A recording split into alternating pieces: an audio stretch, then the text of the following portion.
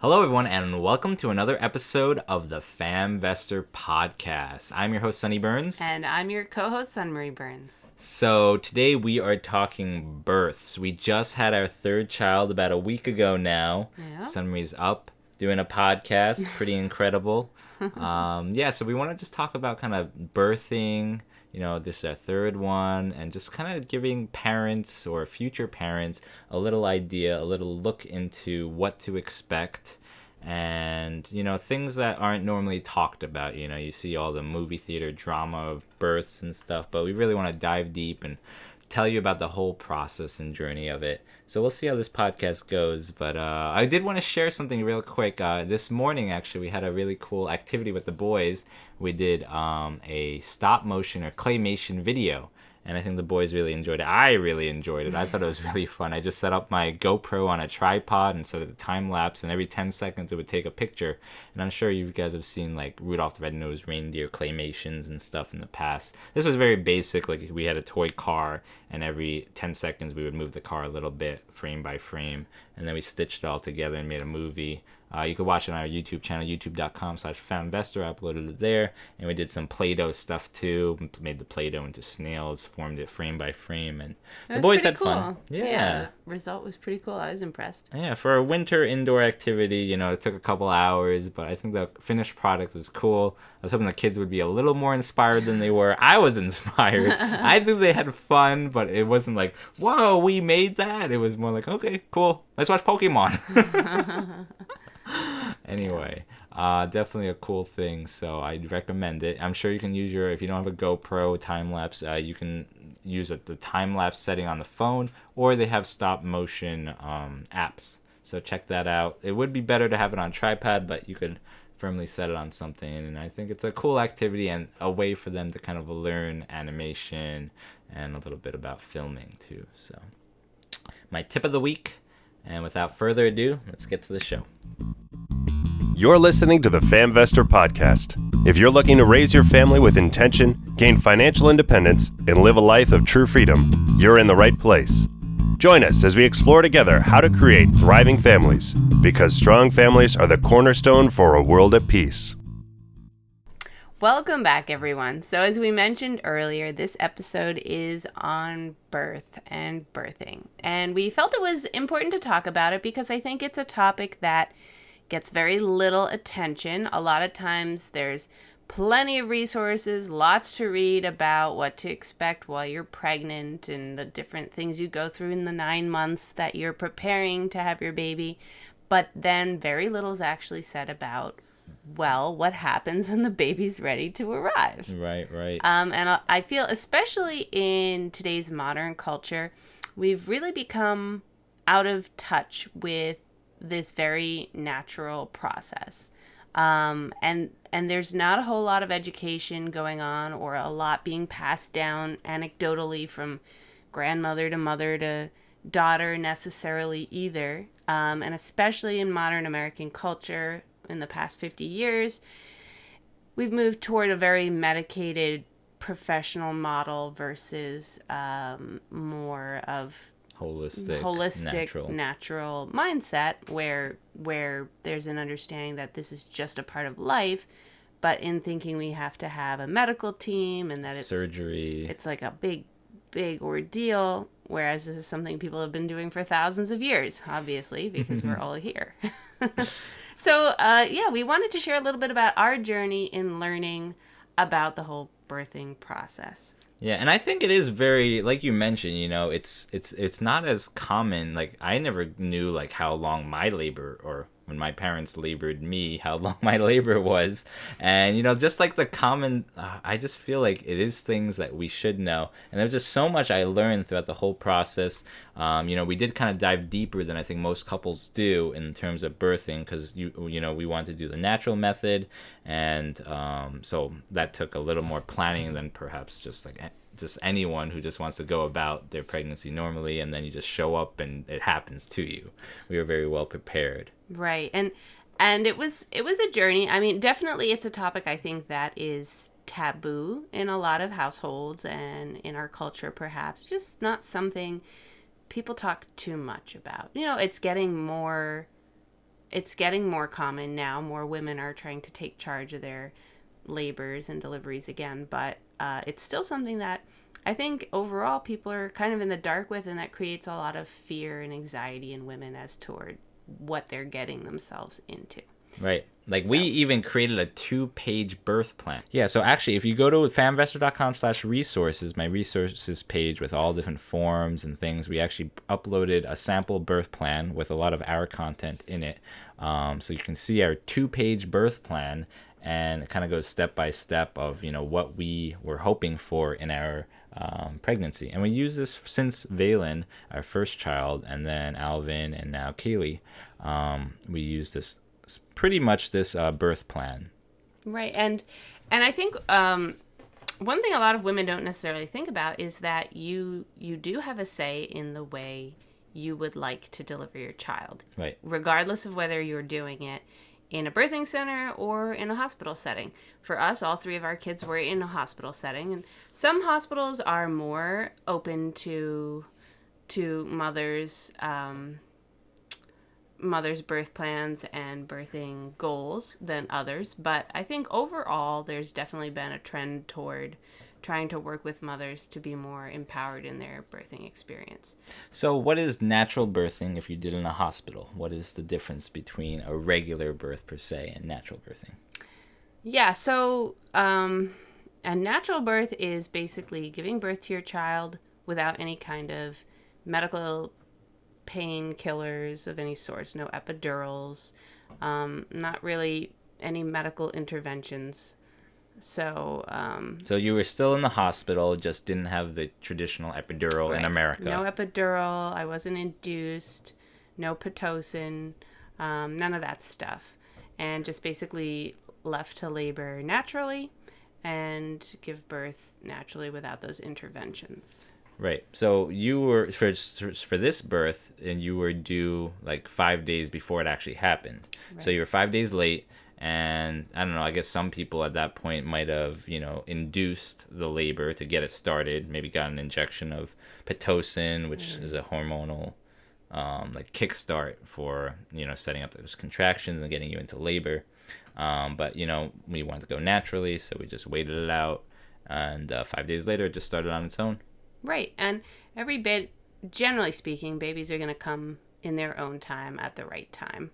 I guess there's probably some exceptions to that of children who just stay in there too long and are too big and need to be induced. But I think as a general rule, 40 weeks from conception, you could have your days slightly off. Your doctor could have them slightly off. A baby could just want to be in there a few extra days, and there's no harm in that as long as mother and baby are both fine. Yeah, what was funny was for the first 2 kids, you actually delivered on your due date. And the first one, our doctors are kind of telling us, oh, you probably conceived this day, and that means your due date's this. And we're like, no, we know exactly when we conceived because we were charting due to NFP. For anyone interested in natural family planning, that was episode 7 and episode 16 of the FamVestor podcast, where we talk about natural family planning, but we actually knew the exact date and everything, so that was cool to know. And you delivered on the exact date, or 40 weeks from that date. It's amazing how predictable these things can be. Yeah. And then with our third, we were nearly a week off, but we didn't know the actual conception date for that one. Yeah. So anyway, our journey started back in 2015 or 2014 even, when we were pregnant with our first, and we were trying to decide how we wanted to approach our pregnancy and our birth experience. And we had watched a documentary actually called The Business of Being Born. And prior to that, I kind of was pretty clueless. I was just like, well, I guess I'm just going to show up one day to the hospital and let them handle it, and whatever they tell me to do, I'm just going to listen and do it. And I think that's the 95% of people just go into it that way. Right. But I hear so much regret about that. Especially, I feel like the one thing that you always kind of told me was you didn't want a C-section. Right. If absolutely, at all possible. I mean, obviously, in some situations, it is medically necessary for the health of baby and mom. But if at all possible, I wanted to avoid that at all costs. And why did you want to avoid that? I just thought the idea of having surgery on my stomach and then trying to adjust to being a new parent and was that it? That was the main well, reason? that was a major reason. I didn't want to heal from a surgery. And another reason was I had heard that if you have a C-section, you're limited in the amount of kids you can have. Which I don't know if it's true I don't know or if it's not. true. But It definitely I'm sure, used to be back in like my parents' generation because of the way that they made the incisions, where they were too big and you could only do maybe 3 of those. But anyway, so you had that in your mind that you wanted no C-section. And then what we found out through watching The Business of Being Born and some more research that we did, I definitely, if you are thinking about going the natural route, I definitely recommend watching The Business of Being Born. If you're kind of on the fence, don't watch it because it will probably force you or make you think that you definitely want to go natural. Because it kind of talks about, this overly medicated birthing process, and it speaks about how it's changed over the generations, how they used to, just knock out moms, who are about to give birth and just completely put them under and then give birth that way, and how all the things that went wrong with that, and then chaining them up. And anyway, it's kind of like a crazy no, they had them like so they couldn't move the or Twilight yeah, so anyway, you see it all was these called, different stages and like all what went wrong, and then now having the epidurals and how that's like increasing C-section rates, and the Pitocin, the inducing, and all this medical intervention complicating things. And it kind of talks about like in Japan, they have a really low 8% C-section rate as opposed to America 35%, and in Japan it's not a common practice to use an epidural. you have to pay a lot of out of pocket for an epidural, and a lot of hospitals don't even provide it. Right. You had a friend who was giving birth in Japan, and she wanted an epidural. She couldn't find a hospital that would do it. Right. Anyway, so I think it's very eye-opening and enlightening. It talks about the stacking of chemicals. You start with an epidural, and then since your body can't feel anything, your body doesn't know when to contract, you don't know when to push, and then it slows the birth process, and then the doctors want to go home, and there's just pressures to kind of get the baby out, so then they give you Pitocin to get those things going again, so you have this cocktail of chemicals going through your body and all the hormones. And anyway, if you're interested in it, watch a documentary. But that kind of gave us the focus, or gave us the thought that we want to go more of a natural route to limit as many of the complicating factors as much as possible, even though you had to give birth naturally, which meant feeling every sensation that your body had to go through in order to birth a child. Right. Yeah, I definitely recommend the documentary. They have obviously an agenda. So when you listen to it, you keep that in mind, But it was eye-opening in a lot of ways, and it did get us thinking about things and asking some pretty critical questions. And it was at that point we decided, let's explore the natural route. And we had found a OBGYN who was natural birthing friendly, but also worked with a hospital, which I liked. She actually wrote this book, if you're looking on screen, Natural Labor and Birth, by this our Dr. Aristizabal. Very hard to say. But she wrote this book. And actually, if you listen to the next podcast after this, I think it'll be episode 41 or 42, that one will be with her. And we're interviewing her about natural birthing and all the technical details of that. From the doctor's perspective. Right, yeah. This is more our testimonial. Right. But, so we'd found this natural birthing friendly doctor who birthed in hospitals, which is another thing that was one of my concerns. Was I was very intrigued by the midwifery model, having a midwife and working with a midwife, and the freedom that allows you to birth naturally and in unconventional ways. But the fear I had with that was it's not a full doctor, and should anything go wrong, are you in a medical facility that can take care of you in that moment?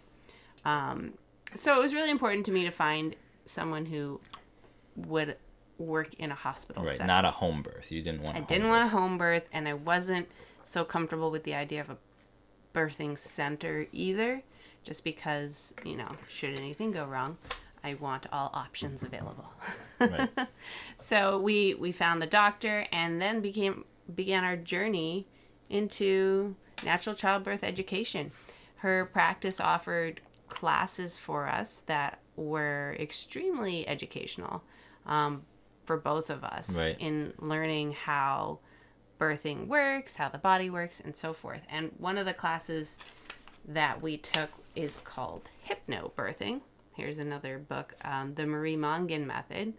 And it's basically Okay, it sounds really weird, hypnobirthing, but try to roll over that. Yes. When I first heard it, I was really skeptical. I'm like, hypnobirthing? They're gonna have a Like, hypnotist in the are labor they room gonna, with like, me. hang a pendulum there and make me stare at it and I feel like it should be hypnotize me? called like meditative birthing or That something would be like a better that. name. Yeah. Meta-birthing. Because basically what it is just helping you train your mind toward relaxing and knowing that you are fully physically capable of birthing. You were meant to do this, and there's nothing to be afraid of. And the premise behind it is that a lot of the pain in birth that women experience is due to fear, which causes them to tense up their muscles. And contractions are basically your muscles slowly relaxing to allow the baby to pass through your body. And if you can't relax, then it's a lot more painful. Right. So I guess there's like an education portion where it's teaching you exactly what's happening with your body, exactly what to expect, and then doing it in a very, calming, soothing way so you can relax through it and you know what to expect. And it also teaches you that, the birth is not like this huge sprint or this like crazy mountain climb. It's kind of this progressive waves. It mentions waves. Can you explain waves? Waves or surges. Surges. The hypnobirthing model uses the word surge instead of contraction to indicate the feeling that you go through, the sensation. So a surge is kind of like a wave. It starts out small, it slowly increases. At some point it hits a climax, and then it gently decreases back down like a rolling wave. Right. And it's kind of what a contraction is, rather than a like, bam, I'm in pain. Oh, not anymore. Right. Bam, here it is again. Not anymore. And actually an interesting thing about when you're induced with Pitocin, chemically induced, it's a chemical reaction to cause your body to have contractions. With Pitocin, they say, it is more of like you go from a nothing to a really intense contraction back down to nothing. So it kind of is hard to relax when you're induced in that way. Right. Because you don't feel it coming on. You can't You don't feel the prepare wave your building, mind for that it. surge building. Right. So it's one of the things about Pitocin that makes it a little more challenging for women who want to birth naturally. If they're induced, it might be more difficult. Yeah, I remember, before we had our kids, like hearing things like, "Oh yeah, she had a crazy 24-hour labor," and I was just like, "What does that mean?" She was in like pain for 24 hours, like right, because like you in see, the movies, right in the movies, they're you see like them screaming at the top of their lungs. I'm like, she was doing that for 24 hours. She must be exhausted or like dead. Right. And so let's maybe talk a little bit about that. Our last birth was 13 hours of labor. Yeah. So it was like 6:30 in the morning when you kind of woke me up and you're like, I think it's starting. We're probably going to have a baby today. Right. And, we got up a couple hours later. You kind of tried to sleep through or at least rest through some of it. Like probably contractions or surges were happening like every 10 minutes. So it'd be like 10 minutes of pause and then you would feel a contraction. Right. And in the beginning parts of labor, for women going through this for the first time, what you can expect is that it's a mild cramp is basically what it is. It's like a muscle cramp. Like a period cramp, Or a you were period saying. cramp is more like it, that what you feel when you have a period. So definitely something completely manageable. Women, we go through this our whole lives. So it's not anything astronomically sudden or surprising or painful. It's just like a plain old period cramp, and you feel it and it's like, oh, okay, and it starts out very light, and the longer you labor and the closer you get to delivery time, the more intense the cramp gets. Right. And it seemed like every 10 minutes you had this 30 seconds of like a contraction where it started A 30-second intensifying. cramp. Right, and then decreasing gradually. And, for the first 10 hours of that 13-hour labor before the birth, we were at home, and you were, making... Yeah, I was cleaning making the house banana bread. Giving the boys a bath. Talking and to everyone. Cooking and just going on with life as normal. Sun Marie is amazing. Yeah. Thank you. Even the first baby, when parents would typically be panicking, someone was making an apple pie, I think, right? It was Easter morning, so you're yeah. making the apple pie for Easter. We were going to have Easter dinner at our place, and then that didn't happen. Yeah. Yeah. We left everyone. We're like, enjoy dinner. We'll be back with a baby. But yeah, so that's something I think most women should know. It's not this crazy, scary experience. It starts off very manageable, very gentle, just like a period cramp. And slowly over the hours, it'll get a little more and more and more intense. And less time, so it goes from like 10 minutes to 5 minutes or something. Yeah, I feel like you were like 10 minutes like for the first 4 hours or so, and then it dropped down towards like 5 minutes, and then we kind of headed towards the hospital. Right. They say that for your first pregnancy, it's good to head toward the hospital when your contractions are 5 minutes apart, lasting 1 minute long, for 1 hour solid. Right. If you've had those indicators, then that's a good time to head to the hospital, because it means you're coming closer to coming into really active labor and closer to giving birth. So one thing that I think is a common misunderstanding is that the first sign of labor is a woman's water breaking. Mm-hmm. That's actually not commonly the case. Oftentimes the first indication are the light period cramps that increase over time, and it's very gradual. It could take many hours, especially for first time. I think for our first son, my entire labor was 23 hours long. Yeah. So it's just a very long time. And then my water broke during birth, not prior to that. Same with the third, water broke right before birth, like 2 minutes before birth. With our second, my water breaking was the first indication of labor. And then the contractions started. And that actually, because it went in that process, it went a lot quicker. That was only a 7-hour total labor.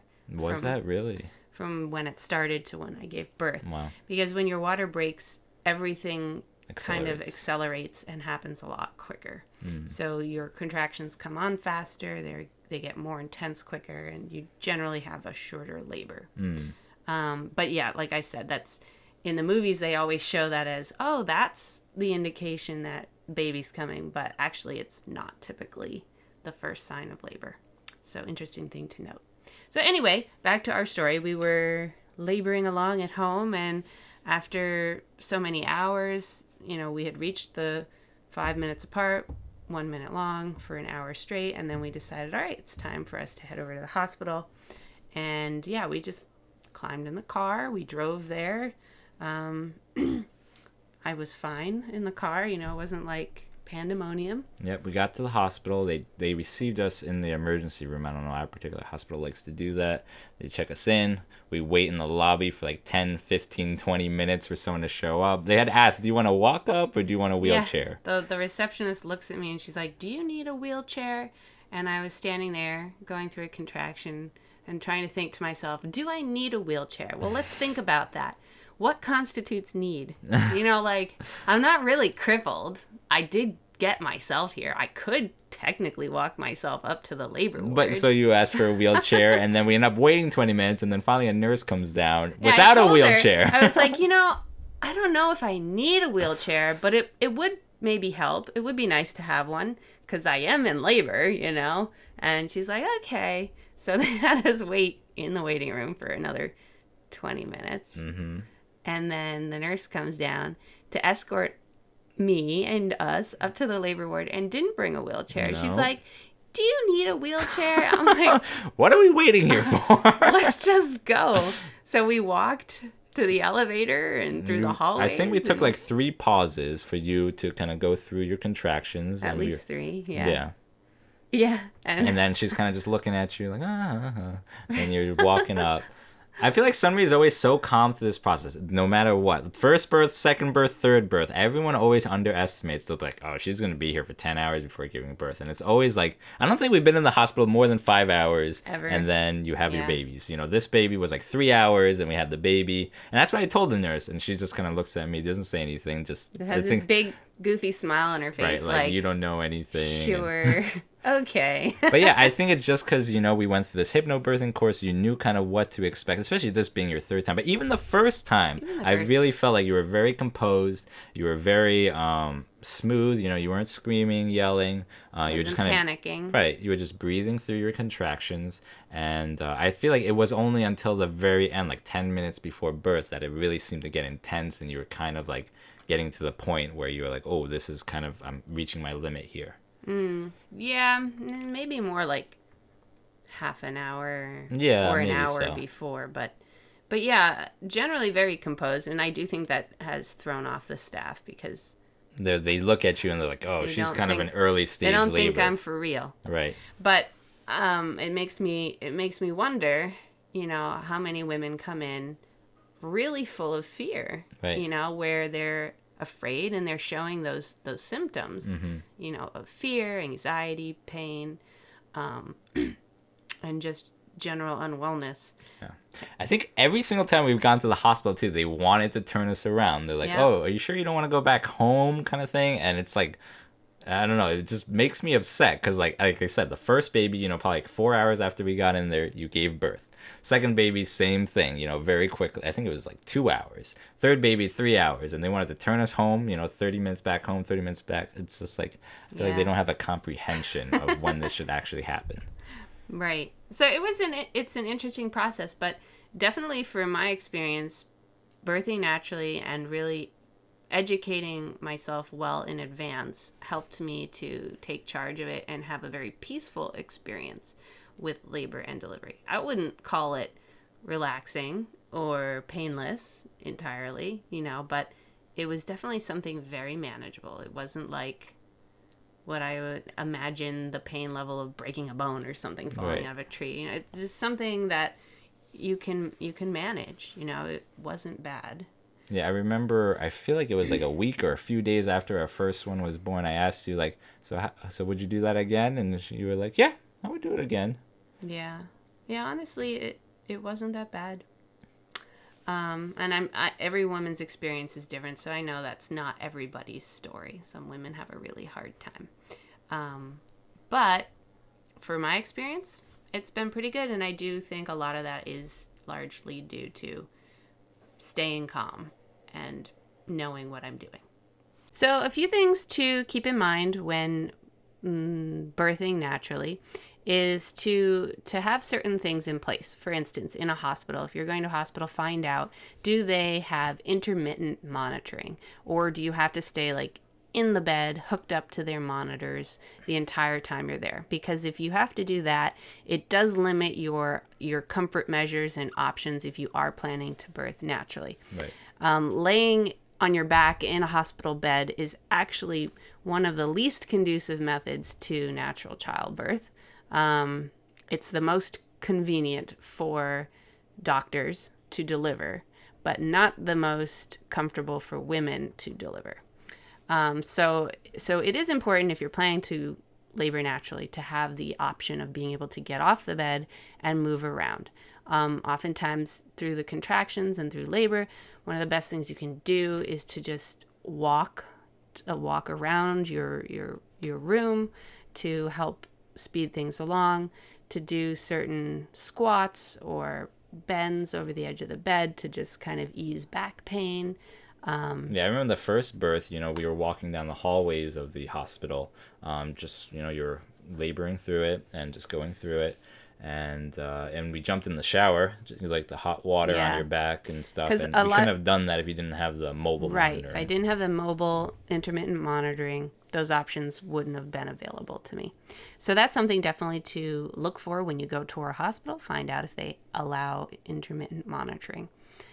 We also had a doula, which I do highly recommend if it's something that you can afford and want to consider. It's basically a birthing coach. It's Someone who is very experienced, has attended a lot of births, and has been through doula training to provide comfort measures to the mom. Basically, they're there to help you. Oh, your back hurts? Well, let's try a heater pad, or let's try massage, or let's try a different position. So they're kind of a knowledgeable person to help coach you through your labor experience. And definitely for my first child, it was really, really helpful. I'm really glad she was there. She was also a great advocate for me in terms of we had a very the medical staff. Aggressive nurse in that first birth who didn't want to go by our plan. Yeah, so it helped to have a doula for us there, kind of advocating for us for sure. Yeah. They cost around $600 to $800 in our experience. But I've heard that they do go upwards to $2,000, $3,000. So it all depends. You got to shop around, see if there's one that can fit within your budget. But I do highly recommend them. But they're definitely not necessary. You don't need to have a doula, but it is a huge help. But if it isn't an option for you, don't feel discouraged. You're completely capable of handling this on your own. It does help, though, to have someone with you who you can kind of get moral support from through the process, whether that be, your spouse, your partner, your mom, a close friend, an aunt, someone who you trust as a calming presence, who isn't going to faint when you're going through labor, or cause more stress. Right. Someone you can kind of lean on in those moments when it starts to get more intense. Yeah. So move around, walk around. That was definitely something we had in our birth plan. Some people like listening to music to keep them calm. I like listening to meditation tracks, on how to calm your mind and your body. So that helped. Hypnobirthing course provided a few of those too, which I did enjoy. Dim lights are nice. What else? If you're not planning to have an epidural, you can eat during labor. And a lot of hospitals don't like that so much because they want you to not have food in you in case you do need an epidural, because that complicates some things. But if you're really sure you're going to do this all the way naturally, it is considered safe to eat during labor. And you liked eating, right? Because it kind of made you less nauseous and gave you energy to go through labor. With my first child, I didn't eat a whole lot, and I found myself very exhausted and also very nauseous because of all the crazy hormones going on. And that was not so fun. So when I was in hospital, they actually had to give me some anti-nausea medicine to deal with that. But I smartened up for this next two births, and that wasn't the problem anymore. Once I had some, high calorie, high carb snacks to keep me going. And what our doctor and doula team has said, think of it like a marathon. What would you eat right before a marathon? Because basically that's what you're doing. You're going through a physical marathon. You're burning the equivalent amount of calories. So you need to eat things that provide fast calories and carbs that keep you hydrated, that give you energy and stay well hydrated. So drinks with electrolytes like coconut water or Gatorade if you like that, or especially just plain water too. Yeah. I think a lot of hospitals also want to put you on an IV, which we decided to refuse. That was in our birth plan, just to also make walking around and being mobile more possible. Right. So I got a Hep lock, which is a port basically if they need to hook you up to an IV. They can do it quickly. But I didn't get the full IV. On famvestor.com, we have a hospital bag checklist. It's when you're going to the hospital, they do basically provide you with all the essentials you need. So if you find yourself showing up unexpectedly and check in, it's, they'll give you a toothbrush, they'll give you what you need to wear and so forth. So it's no worry there. However, it is nice to pack yourself a hospital bag to have some of the comfort things that may make your experience more enjoyable. Right. So we have a list on our website here of the things that we chose to bring in our hospital bag. There's probably about 30 things on there. Did we use majority of them? No. Nope, we didn't. It was nice knowing that they were there. But it was good to have there. And you never really know what your experience is going to be. It's been different every single birth. Right. So it's better to have more than you need than not enough. Like, for instance, with My first birth, my hormones were so crazy, I was freezing cold the entire time. And actually, usually for women, they are hot and they want ice chips and ice packs and fans and things to cool them down. For me, I was the exact opposite. I was really, really cold. So we had an electric heat pad that plugs in, and I put that on my back. And we also had these microwavable heat pillows to pop in the microwave, and it's warm, and I would hold on to that. So that was extremely helpful for me. And then sometimes I would get cold, so I also had a cold compress that I could use as well. Other things to bring, flip-flops if you're going to be walking around the hospital, some comfortable shoe like a flip-flop or, whatnot if you're going to get in the shower too. Another thing we brought in was an exercise ball. I mean, it's a really big, obnoxious thing to walk into a hospital with. It's like, what are you doing? Going to a yoga class? But it actually, with my second child, I birthed using an exercise ball. So it was basically on all fours, which is also one of the more conducive positions to birthing. It's more comfortable. It's and on faster, a yoga mat. And it's just a more natural way to give birth than laying on the hospital bed. So we had our birthing ball. You can sit on it. You can use it for various different comfort measures. So we brought that.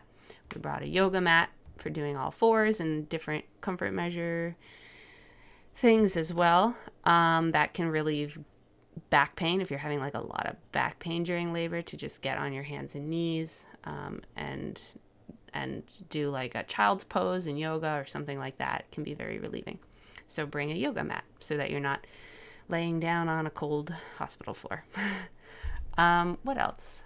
So this labor, you kind of used the peanut ball a lot. So I did use a like peanut kind of ball, that which is peanut-looking- another inflatable exercise ball or tool.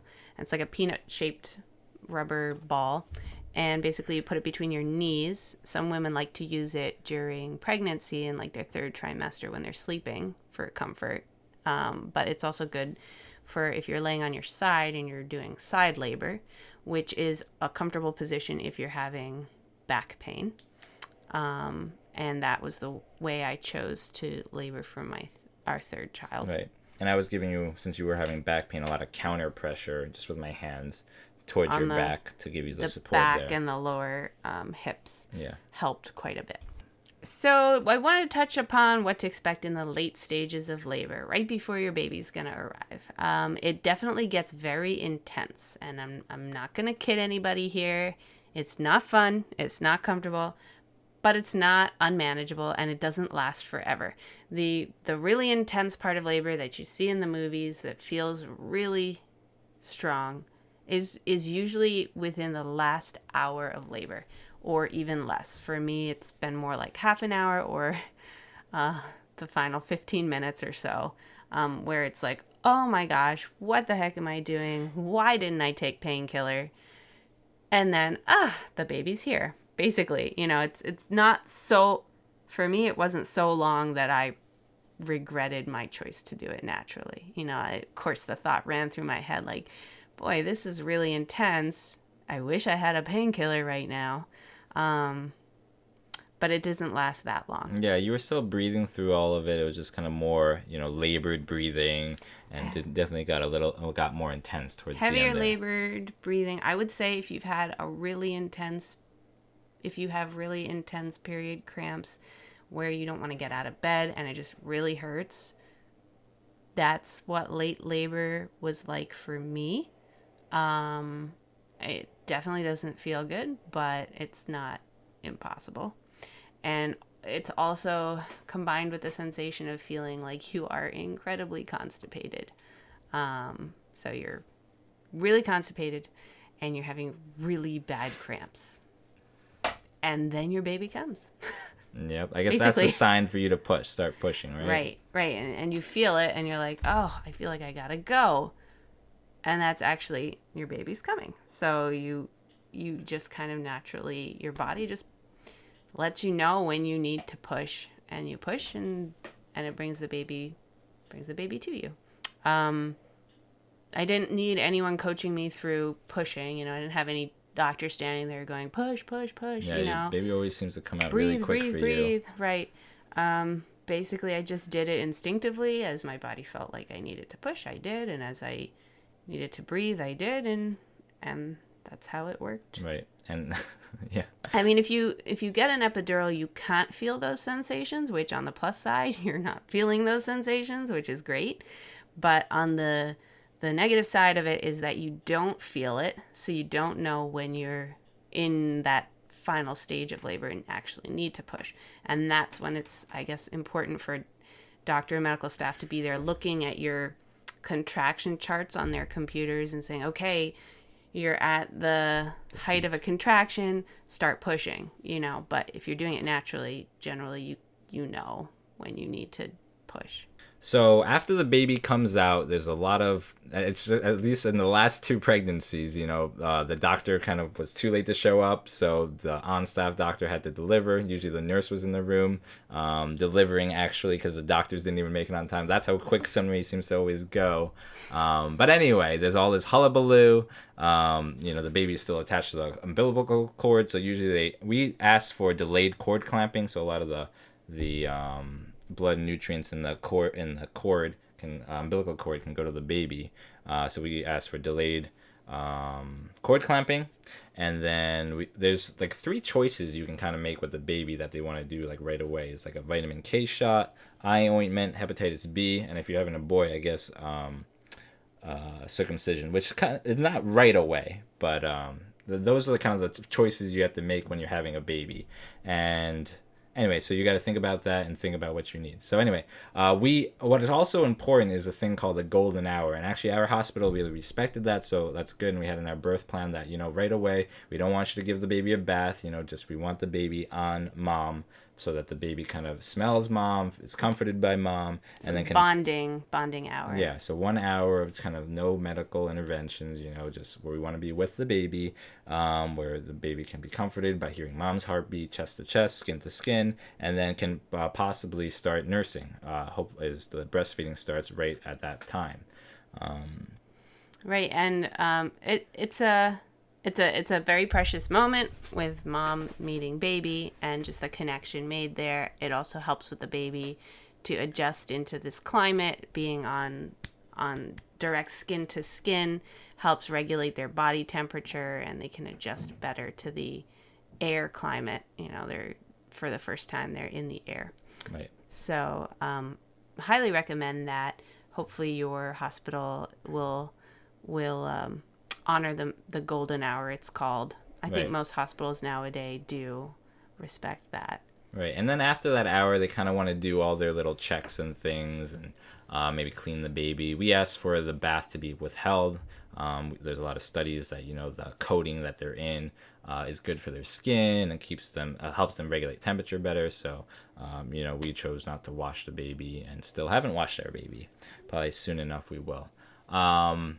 And then, you know, so Sunri's kind of dealing with everything. So they take the baby and I follow the baby around. That's in our birth plan. You know, the husband's always with the baby and go to the nursery and, you know, they do their little checks and check that everything's all right and do a little scans here and there. And then, you know, you're at the hospital typically with insurance for 2 days. So it matters, you know, if you have the baby after midnight, then you're there that whole day. If you had it before midnight, then that counts as a day. Right. Anyway, those are a little bit of the technicalities there of that. Yeah. So a few other things we wanted to mention about preparing for birth are certain things to keep in mind.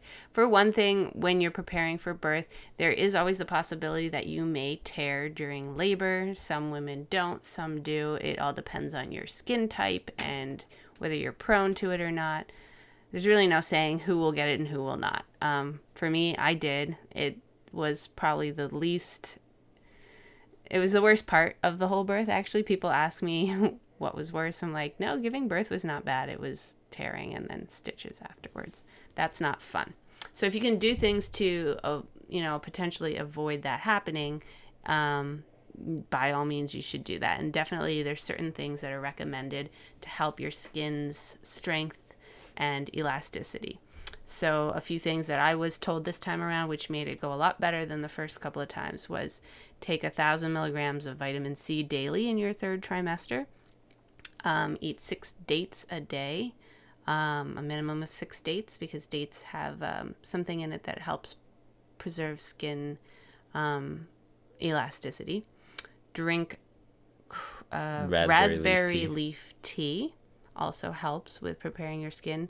And take evening primrose oil orally, or you can even put it directly on the skin. So those are a few things that I did this time around, and it really helped me. It was a great improvement in terms of tearing compared to the first 2 births that I had. So I highly recommend that. And maybe if you do it from the first birth on, maybe you won't experience tearing at all. Yeah. But there's also, other factors at play, like your particular skin type. Is it very dry? Is it prone to cracking and chapping and breaking? So for some people, it's just kind of unavoidable. Yeah. So another thing we want to talk about is like birthing or a baby position within, the in the mother's womb. Is it in breech, which means butt down or feet down? Right. And like the optimal position for birth is head down, feet up, so that the head comes out first. And that is the way most babies are born and should be born. And if they are breech, which is the opposite, feet first, head up, or butt first, head up, it poses a complication in the birth. You may not be able to deliver naturally if that's the case, and may have to do a C-section, because it is more risky to deliver a child in breech, and a lot of doctors and facilities will not consider doing it. So it's kind of important to get the baby to be, in the right position, especially once you get, towards your 36, 37, 38th week, the baby kind of locks in because they're getting bigger. The fluids not space are to move reducing. Around. Yeah. Right. And, there's many things you can do. You could do yoga. You could visit a chiropractor who's trained in, turning babies. The Weber technique is one method that the chiropractors use. Spinning hips you were talking about. Spinning babies, I think it's called. It's okay. a website. But yeah, there's lots of things you can do to prepare in pregnancy in your third trimester to ensure, the best possibility that your baby will be in the optimal position. You were sitting on the yoga ball a lot. Sitting on the yoga balls, doing circles to kind of open your hips and allow space for the baby to move as they need to. They also say, I think, laying on the bed and having your legs up vertically on the wall helps get the baby in the right position. There's lots of different things you can look into, but highly recommend that. With our first son, he was breech for the longest time. Yeah. And it was coming to be a It was concern. scary, yeah. So that's why we went to the because chiropractor. I wanted so badly to avoid a C-section. And if he remained breech, I may have needed that. Most doctors would say automatically that's a C-section. Our doctor was willing to, depending on the type of breech. But we started seeing a chiropractor who was certified in prenatal adjustments, and he helped open up the hips and provide space through the adjustments for the baby to turn. He also recommended lots of exercises and resources and so forth to use to encourage the baby to turn. That was Dr. Scordilis, episode 15 of the podcast. If you're interested, famvestor.com/015. Right. So I highly recommend chiropractic care for helping to allow spacing and optimal positioning for baby in the womb in preparation for birth. So after your baby arrives and you are happily united with them for the first time, comes the decision on how you're going to feed your baby. Are you going to formula feed them, or are you going to nurse them? And that was another decision. All moms got to make that decision. Sometimes you can do a combination of it. Some do one or the other. There's definitely no right or wrong way to do it. But a few interesting things to note. Nursing a child has a lot of benefits, which are for both the baby and the mom. For one, nursing provides the baby with the immunities that the mom has. So it gives them a lot of immunities towards colds and sicknesses that they wouldn't naturally be immune to normally if they were just fed, very sterile formulas. So that's a huge benefit to the baby for their health and protection, is the immunities they get through mom, through nursing. Another benefit for mom is nursing actually increases or encourages the uterus to contract and return back to its regular size. And it also helps to shrink your belly and release liquid from your belly so that you get a flatter stomach quicker, and aids in weight loss because of the nutrients that the baby is taking. Mom has better results in weight loss after pregnancy, because believe it or not, all the pounds you put on in pregnancy do not all come off the minute you give birth. It's very surprising. You figure... you birthed a 7-pound baby. There was a placenta involved that came out too. And everything else. You figure, 20 pounds gone. I'm going to lose that 20 pounds Insta diet. But it isn't quite that epic, this a lot of water retention. And this past pregnancy, I put on 25 pounds, which is not a huge weight gain. Some women put on a lot more than that. I carry pretty small. I put on 25. I delivered a 7-pound baby, and I only lost 10 pounds by the end of it. Which was very surprising. I'm still up 15 pounds. However, in my first week of nursing, I've already lost 3 pounds. So I definitely think that nursing helps with that. Right, because you say when you're nursing, you'll actually feel contractions, closing out. Yeah, nursing actually, the act of nursing causes your body to have contractions, which helps to shrink the uterus as well. So lots of benefits all around, both for the baby and for the mom. Also, through nursing, the babies are getting whatever the mom ate. So allergens. There's less chance of developing allergies if the mom has a very broad diet with lots of different things in it. Like if she's eating peanuts and if she's eating, broccoli and all sorts of different things, certain things can cause your baby to be gassy or colicky or unhappy. And you'll have to figure that out. But the benefit is that whatever you eat, your child will be exposed to, and there's a lot less chances of them to develop allergies to those things. Something I think that isn't mentioned too often, though, through nursing is that your body does take some time to adjust to that process, and it can be uncomfortable to painful depending on your skin type and your sensitivity. For some people, it comes very easily and there's just no problem. For others, it can be a more difficult adjustment. Yeah, it sounds like breastfeeding should be the most natural thing in the world, but it has not been like our experience, and I feel like the majority of people we talk to, it's a very hard experience to get started breastfeeding. It's a hard experience to get started. It's not comfortable, and it can be painful at times, but... And there's a lot of technique to it. I feel like even this third time around, we learned a new technique that really was helpful. And I highly recommend working with lactation consultants.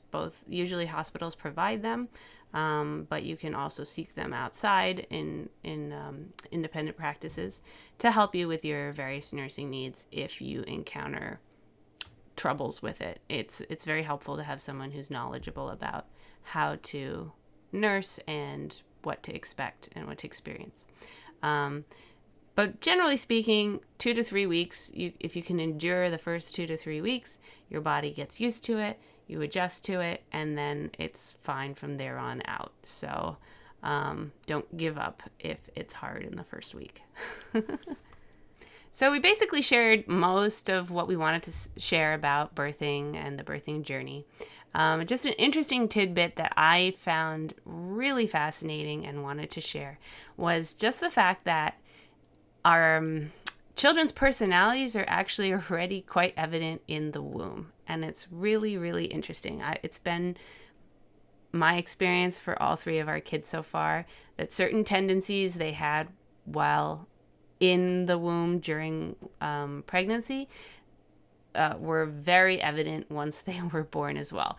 For example, our first son I felt like I had a drummer in my stomach, literally, like all hours of the day. It was just like this pounding. I'm like, it felt like someone like going at the drums in my stomach.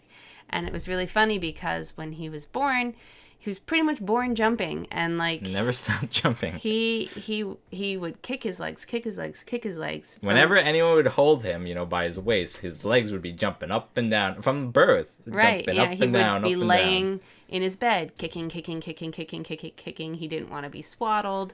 He didn't like his legs tied up in like baby sleep sacks and stuff. He wanted to be able to stretch his legs and just kick nonstop.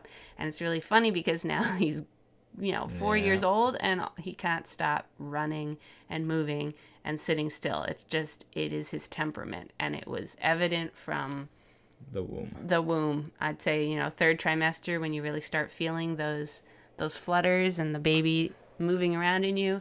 He was jumping around in there from the get-go and hasn't stopped since. Our second son is very calm, very different, did not move around a whole lot.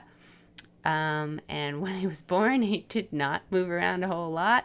He didn't even want to stretch out his legs. He kind of stayed in this like frog position. His legs are always bent. You try to unstretch it, and as soon as you let go, they stretch right back. He really liked to just be, I don't know, snuggled up, and he's a snuggly one. Our still first one a never snuggly snuggled. one. Our second one was always a snuggler. Right. And then with our third and most recent, I kept feeling these like very consistent flutters in my stomach. It almost felt like a pulse, like a heartbeat. It was just like like for 10 minutes straight and very consistent. And I grew a little concerned in my third trimester. I'm like, what is this? I asked my doctor, and she's like, oh, most likely it's hiccups. Babies get hiccups in the womb. I was like, oh, but it happens so often. She's like, well, guess you have a hiccupy baby. And then she has had the most hiccups. Like, I don't even remember hiccups with the other ones. She hiccups so much. It's just what she does, which is really interesting. And I just found that so fascinating and very heartwarming and just interesting, There's some of the temperament already formed before they even arrive and meet you. So anyway, we hope that you guys enjoyed this kind of testimonial, our Sunmary's birth stories, and just helps you get a better idea about, natural childbirthing, or even just, what to expect if you're, thinking about going any other means of birthing, and just get a better picture overall of, what it's like. And if you enjoyed it, send us a comment, let us know. And if you really enjoyed it, definitely listen in to our next episode where we interview Dr. Aristizabal and kind of get her firsthand account of natural birthing and all that. So we hope you enjoyed this episode. Good luck, guys. Godspeed.